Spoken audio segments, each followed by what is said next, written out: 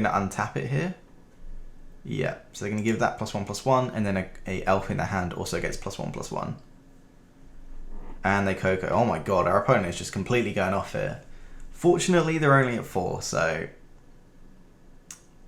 Okay, we need to get our opponent dead very soon now, because I'm pretty sure we are just dead on the swing back.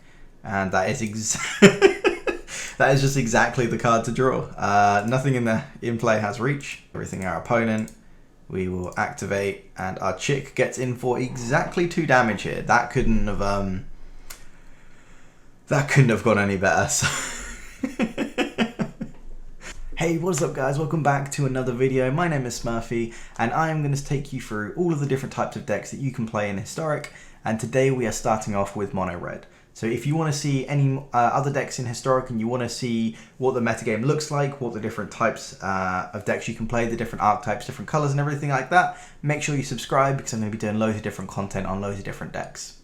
So today we are leading off with Mono Red, pretty much as straightforward as you can get. The aim of the game is to get your opponent dead as quickly as possible. We are even playing things like 1-mana 1/1s with flying and haste. So we are playing the new Phoenix chick. Looks really, really exciting to play with. And other than that, I think the cards that stick out in this deck is, first of all, Reckless Ringleader. This is a arena-only card, so if you're not familiar with it, when it comes into play, it gives a card in your hand haste. So you can play this on 1, and then on turn 3, your Chainwhirl has haste, for example. Or you can go Ringleader into Burning Tree and Robber the Rich, and your Burning Tree also has haste from the Ringleader as well. So yeah, some sweet combos you can do with the Ringleader just to get some extra damage in. We are playing Torbrand, so we can get some really nice finishes with Goblin Chainwhirler. And we are playing Ember Cleave because why would you not in a red deck, especially if you've got Anax in the board, in the main deck.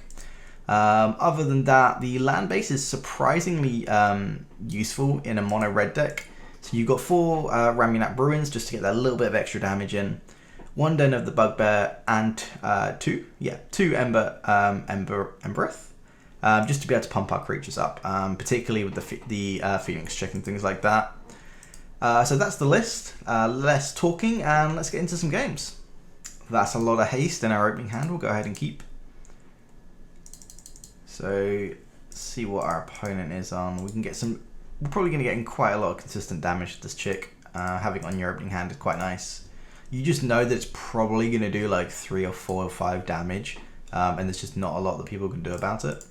Or if we can get this dragon, this dinosaur down soon, it's really going to make our elves opponent struggle to develop the board. And we hit Coco off there. That would have been pretty sweet to have, but never mind. Opponent plays a forest into a visionary. Nice. Yeah, so we get this Frostodon down now. It's going to be very hard for our opponent, not only to block it, but also just like, generally they want to like vomit the entire hand of them elves into the play, and this is just going to like really punish them for that here. So they're going to play the Druid here, take a life, and they just pass the turn back. So I think we just want to go Ringleader and Robber of the Rich, and then next turn we can play Anax with haste. That seems pretty good. We are going to take a little bit of damage from this, but that should be fine. So this doesn't actually tell your opponent what you've given haste. Because obviously in real life Magic, if you do anything in regards to your hand, you have to show your opponent. But because the game engine keeps track of all the bonuses, you don't have to. It doesn't have to tell your opponents. So we're going to take another one here. I don't think there's any way that we die on the crackback. It would be very, very hard for our opponent to kill us on the swing back. So I think we're just going to go in with everything. I guess there's no point in attacking with the Ringleader, really. What are we getting off our opponent? Sky Shroud Lookout. 2-mana 1/1. When in ETBs, seek an elf. With reach? Oh my god. It's an answer to our chick. Opponent's going to take another one here. Allosaurus Shepherd, yep. So now they can make 4 mana with their Druid. So they've got 1 in the pool. I assume they're going to untap it here. Yeah, so they're going to give that +1/+1, and then a elf in their hand also gets +1/+1. And they Coco. Oh my god, our opponent is just completely going off here. Fortunately, they're only at 4, so... Okay, we need to get our opponent dead very soon now, because I'm pretty sure we are just dead on the swing back. And that is that is just exactly the card to draw. Nothing in play has reach. Obviously everything our opponent. We will activate, and our chick gets in for exactly 2 damage here. That couldn't have gone any better. So yeah, can't complain. On to the next one. On the play again, which is really nice. We've got turn 1 Ringleader into a Burning Tree with haste into a Stomp, potentially, depending on what our opponent does. If our opponent plays like a Mana Dork, this is going to be a really, really good good opener for us, because we can just play a bunch of creatures, kill their Mana Dork, and it basically like undoes their turn 1, and then our turn 2 is just pretty good, so that'd be nice. Oh, it's the mirror match. Okay. Well, we are not looking good on our lands, considering it's the mirror, but that's okay. What do we want to do here? We can play Burning Tree, then Stomp that. I don't really want to Stomp the 1-drop, so I think we're just going to go Burning Tree into Phoenix Chick. I think there are better options for Stomp. Yeah.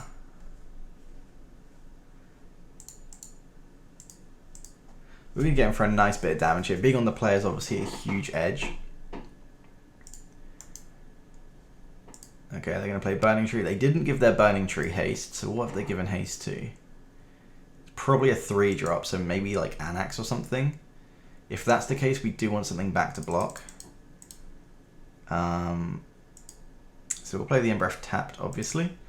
I think we want to keep up Stomp, and in case they have something that we are scared of with haste. So yeah, we can keep the Ringleader back, and that can block pretty nicely. They're just going to trade those off, which is fine with us. We are at a big disadvantage with these lands, unfortunately. We're going to take like 5-6 damage or something.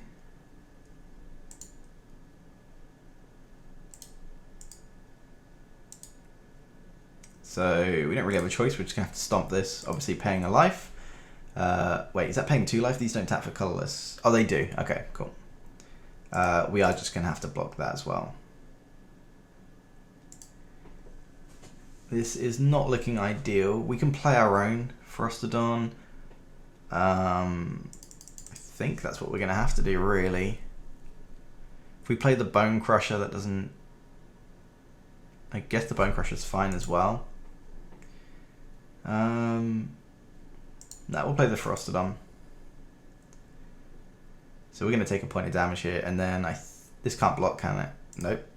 I guess we keep swinging then. We really, really need some sort of removal for this, but unfortunately, none of the removal we have main deck deals 3. It's all 2. Another one? Oh my god. So now every creature that comes into play deals 3 damage to its controller.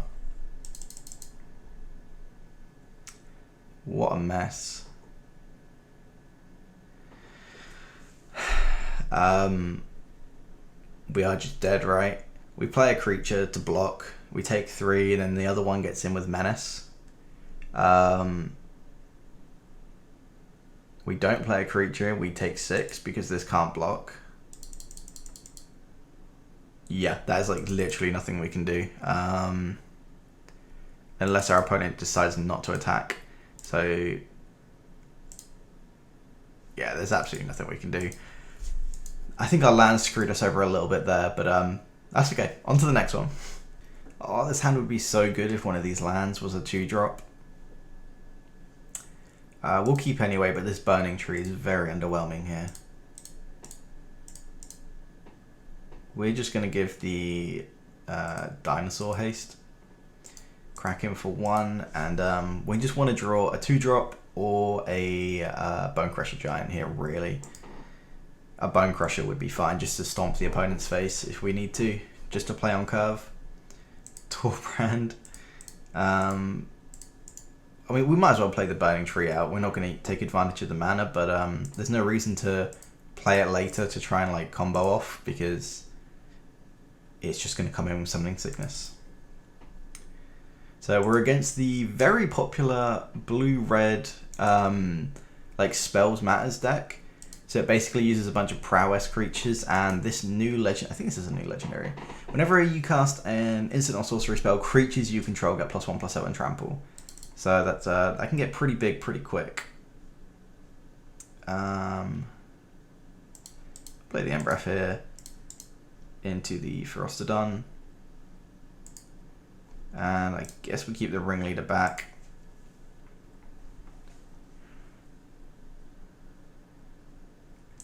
Let's see. Opponent goes turn 1 Temple, turn 2 Crucible of Defiance. Cool. The blue-red lands are pretty good, I think, in Historic compared to some of the other decks. Like Gruul, for example, I think has just like the worst lands in the format, pretty much. Definitely going to be doing a video of the blue-red deck when I get a chance.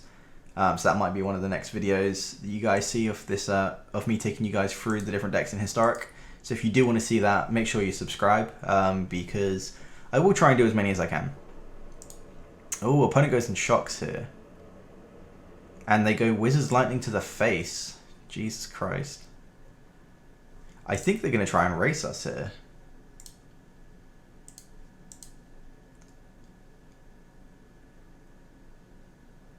Oh my god, Torbrand's really good that it's not symmetrical. It doesn't just say if a red creature, a red sorcerer you control would deal damage. It specifically says opponent. So Ferostodon isn't going to do us a boatload of damage here.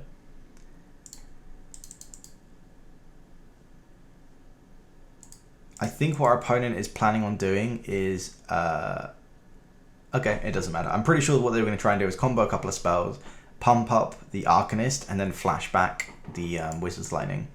But we managed to get him in time. So on to the next one.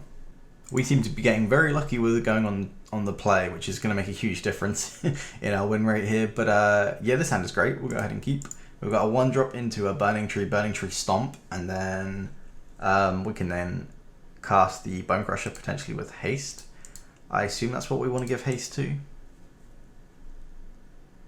Yeah. And because of the word, whatever they call it, perpetually, whatever this thing says, yeah, that creature in your hand, it perpetually gains haste, means that when we cast the stomp side of this, it goes to exile, but it keeps that keyword, which is really, really big. And despite having the Robber of the Rich here, I am going to stomp that elf because it slows the opponent down so much that I think it's worth it. Generally, I don't like using stomp on turn 2 if I could play a creature instead, but the fact that it's a mana dog just makes such a huge difference to their curve. Yeah, like now they play a Visionary, which is just not fast enough. We do have a turn before we need to play this, because they need to play the creature that taps for however many creatures you have or how many elves you have first. Normally that's the turn where they vomit everything out. So I think we play the Bone Crusher first and then play the Frosted on the turn after. Because they generally don't want to be blocking with this, because a lot of their creatures make mana equal to how many creatures or elves they have. So generally they don't want to block with this. And if that's the case, I want to get this Bone Crusher in as quick as possible.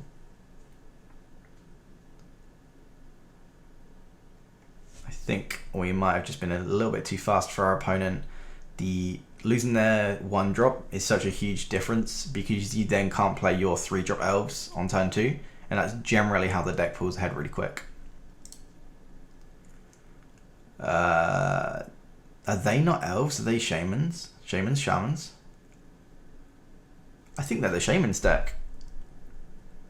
If you haven't seen this list, it's absolutely incredible. There is a 2-drop that doubles all your shaman triggers, like ETB triggers and things like that, or I think it's any trigger. So your Visionary then draws 2, your Burning Tree then makes 4 mana. What the fuck? I have no idea what our opponent is doing. Yeah, not a clue. What happens if we attack with everything? Burning Tree eats the Ringleader. Bone Crusher trades with the Bone Crusher. Probably only going to get him for a little bit of damage, but we can activate the End Breath to trade up if we need to. And then play the Dinosaur. Yeah, I think we just attack first, see what the blocks are. Because they have to start using things to block. I have absolutely no idea what our opponent's deck is, though. Oh. That's an interesting way of doing it. So now if we pump, we get in for 3, 4, 5. This trades, these all trade. Well, we need the Bone Crusher gone, so I think we're just going to have to. We get in for a nice bit of damage here as well. The board is entirely clean for us. I think that's fine. If we draw another land, we can double spell. If not, then we're just drawing gas. And the opponent just concedes.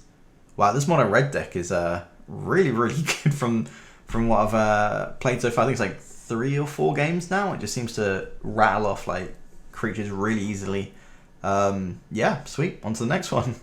I don't know if we're supposed to keep hands without 1-drops, but this hand it's very reasonable. Like we've got 2 drop, we've got a 3-drop, we've got 2 3-drops. But I think not having a 1-drop is just bad enough that we want to send this back, I think. Yeah, I'm pretty sure that you're supposed to mulligan when you don't have a 1-drop. Yeah, this looks fine. What creature is better in our deck? Obviously, it depends on the matchup. We don't have any free information from the companion. I think in a vacuum, probably the I keep calling this dragon. This dinosaur is better. Because if you play against Solstices, it's just infinitely better than Chain Whirler. If you're against Elves, it's oh, actually, is it better against Elves? Yeah, I'm pretty sure it is. Go ahead, play the Robber here and get in for 3. There is absolutely no case where they block with this Elf here. Opponent's got some sweet sleeves. My chair seems really squeaky today, so apologies if the mic is picking that up. Oh, sweet artwork on their lands as well. There we go. Here's the 2-drop that's sorry, the 3-drop that we're always scared of. So we'll go play the land, play the dinosaur. We're going to get in for a bunch of damage here. Unfortunately, our opponent is pretty close to comboing off, I expect, because they're going to... Oh yeah, that was dumb. That's fine.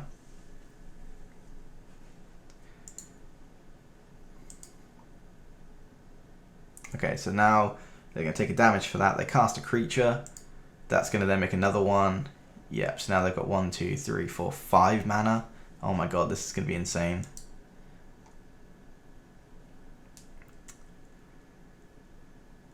Jesus Christ. I think we're just dead. Yeah, we've got to just be dead here, right?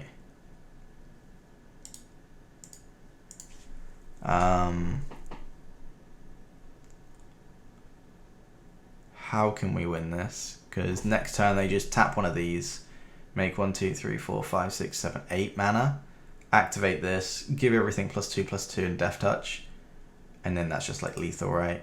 6, 12, yeah. Is there a way we can survive? If we block the 2 biggest things, can we live? 1, oh no, we'd block this and this. So we take 1, 2, 3, 4, 4 times 6. Nope, that is 24. I guess we could threaten a removal spell.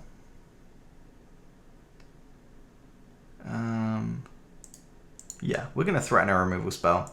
They might just pussyfoot around it and not go in for everything. Oh wait, they can just activate this twice, can't they? Yeah, we should be dead, but I'm gonna make our opponent do it. The amount of times where I've just looked at the board and gone like, yeah, obviously our opponent can just kill us this turn, and then they just do something really bizarre. It like even in paper Magic, like you'll be sitting at the table against your opponent, you'll be like 3-0 or 4-0 at some like big event, and people still just do dumb shit all the time. People overthink, so we're gonna make them have it.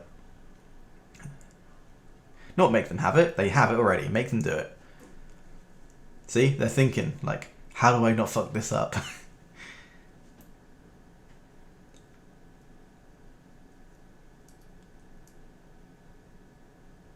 What are they doing? They're looking at our land, reading all their creatures. Yeah, they got it. Fair enough. It's about time our win streak came to an end. But I think we've got time for maybe 1 or 2 more. These rounds have been really quick. Okay, now this is an aggressive opener. How are we just on the play every single time? Is there like some sort of glitch where if you play like Phoenix Chick, you always get to go on the play? This is ridiculous. Yeah, obviously we'll keep this. We've got turn 1 Phoenix, turn 2 Phoenix. Oh. We can't go all out on turn 2. That sucks. I was going to say we can then just triple spell on turn 2, but we can't because it makes a green mana. Opponent leads up with the planes. Oh. Well, off the basis that we've drawn double Burning Tree, we're definitely going to do that. So auto pay here. Get 2 mana. Spend the 2 mana. Get 2 mana back. And I guess opponent just concedes. Fair enough. To be honest, when your opponent plays double Burning Tree, it's very hard to keep up on the board. But yeah, let's try that again, because we didn't really get to see much action there. Somehow we are on the play again. So since recording the deck tech, I think I'll include every single game. But I'm pretty sure every single game we've been on the play, like without fail. I think that's like 5 or 6 games in a row. This deck is obviously significantly better when you get to go on the play. Our turn 2 isn't going to be great, but I think we're just going to lead off with the Phoenix Chick. Wait, do we want to play the Bone? Do we want to play the Ringleader so we can give one of our other creatures haste? Because if we go turn 1 Phoenix Chick, and then if turn 2 say we want to stomp, well then turn 3 we play the Bone Crusher without haste, which seems like a waste. So I think we're going to play the Ringleader first. And we'll give the Bone Crusher haste. It generally won't make too much of a difference that we play that over the Chick, evasion wise, because turn 1 it's very unlikely that your opponent does anything anyway. It didn't come up anyway, so oh well. But yeah, we're going to crack in for 2 here. Our turn 2 is not very exciting, but our turn 3 is going to be a hasty Bone Crusher Giant, which is going to be really nice. So we'll go ahead, play our land, and play our Bone Crusher with haste. Whenever it enters the battlefield, create a treasure token. Whenever another creature enters the battlefield under your control, you gain a life. Yeah, we will offer the trade. I know obviously we've got the Torbrand, so trading our 1 drop in isn't ideal, but I just don't want them to combo off with this. I assume there's an infinite combo that they're doing with this Prosperous Innkeeper. Ban Soul Sisters / ETBs. They've got a treasure, so I assume they've got Coco here. So we'll just go Mountain Torbrand. Please don't counter it. Sweet. Well, we're not going to kill our opponent if we don't attack. So yeah, there's the collector company that I expected. I would love to play in a format where you can play Collector Company and Advent of the Worm. I just think that sounds so much fun to play at like instant speed with loads of different things. What the fuck are they doing? And 2 more Prosperous Innkeepers. Oh my god, this is going to be a headache.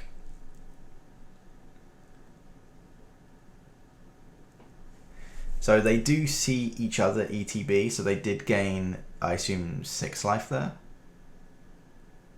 Sweet. Opponent's on 9 here. I don't know if there's an infinite combo with this Prosperous Innkeeper.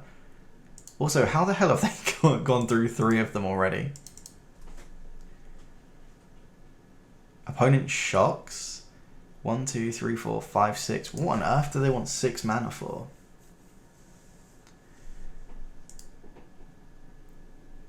Oh, this isn't actually an Innkeeper, it's a Glasspool Mimic.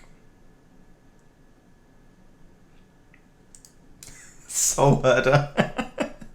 So if you haven't seen Soul Herder before, it's whenever a creature is exiled from the battlefield, put 1/1 counter on it. And then at the beginning of your end step, you exile a creature and then return it under the battlefield. So basically they're going to flicker, I assume, this Brutal Cathar maybe?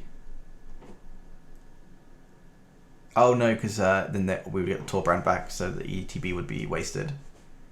Oh my god. So they blinked their clone, which then comes back as a Brutal Cathar. That is actually amazing. Embercleave. What does that change? So we attack with these 2. 1, 2, 3, 4, 5, 6. Yeah, we can just Embercleave. We'll stick it on a bird.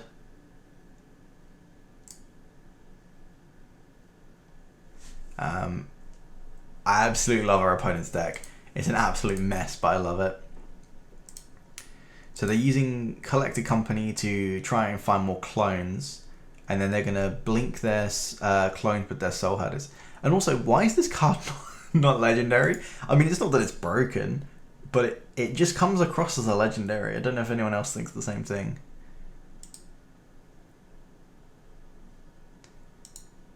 Oh, they're just getting it done, swinging in here. That's fine with us. If they don't have any, they're going to have to blink one of their Brutal Cathars here. Because otherwise the Phoenix Chick plus the Ranyanap Ruins is lethal. We did have the option. Oh, they're just going to do that and gain their life. Okay. So they get some treasure. Oh, and they're blinking their Mimic to copy another Innkeeper to try and gain some more life. Holy shit, the Bone Crusher still has haste. Perpetually is the weirdest mechanic, or whatever you want to call it, that I've seen. Now our Bone Crusher can have Double Strike and Trample. I don't think they thought that through.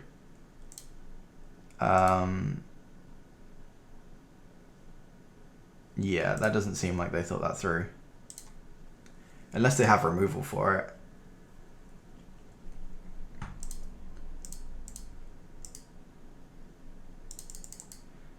Now they have to block with stuff.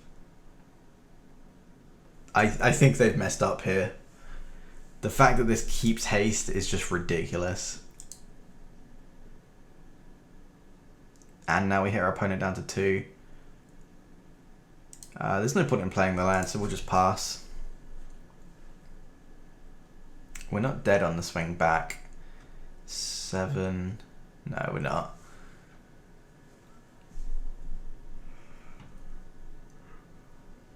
Oh, we flipped our opponent's Moonrage Brute. Oh my god, they're going to try and take a card from my hand. Wait, we actually discard it? Very rarely do cards that make you discard cards, or at least let you see the cards in your hand, very rarely does it let your opponent take land cards. I did not know Acquisitions Expert worked like that. It's pretty cool. So our Bone Crusher Giant does now trade with their Soul Herder. I assume they're going to correct their exiling this time and go on the Bone Crusher. They are going to gain a little bit of life here. Oh, that was actually huge that we didn't get to keep that Castle Embereth. So they're going to gain some life here. They're up to 5. We've got 1, 2... Wait. What are they exiling? So they're going to exile the Bone Crusher. But we still have lethal, right? We have exactly lethal.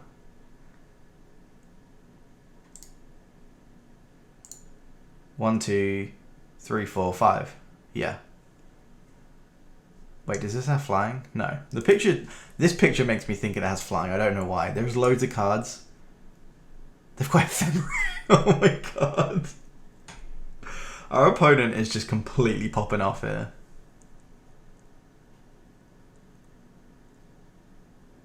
Alright, they've taken our check. We can now Embercleave and put them to 2, which is not very good. I think we just have to continue doing that anyway.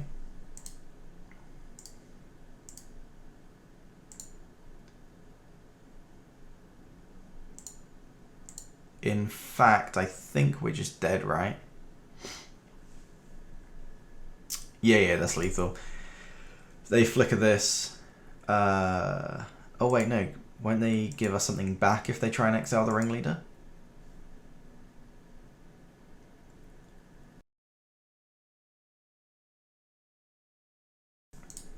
Excuse me. I hope I did try to mute my mic then, so hopefully that wasn't loud for you guys.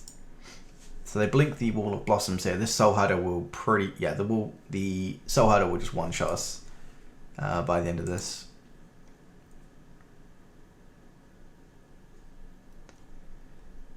If our opponent can get rid of the ringleader and not give us another blocker back, we do just have it here. If not, I don't know what they're going to try and do to get out of this. Oh my god, this game has been so close. I think this is probably going to be the last one, and I'm glad that we're going to leave it on such a good game. So obviously we block the Soul Herder because we don't want to die. Go down to 7. What do they have? Anointed Peacekeeper. Look at your opponent's hand. Choose any card name. That card costs 2 more to cast, and activated abilities cost 2 more mana. Unless they're mana abilities. Okay. Oh my god, so they can name Embercleave with that, which is quite nice. Obviously it doesn't really do anything here. Are they going to flicker the Moonrage? I don't know how Ward works. Is that anyone pays the 3, or is it opponents? I assume it's only your opponents.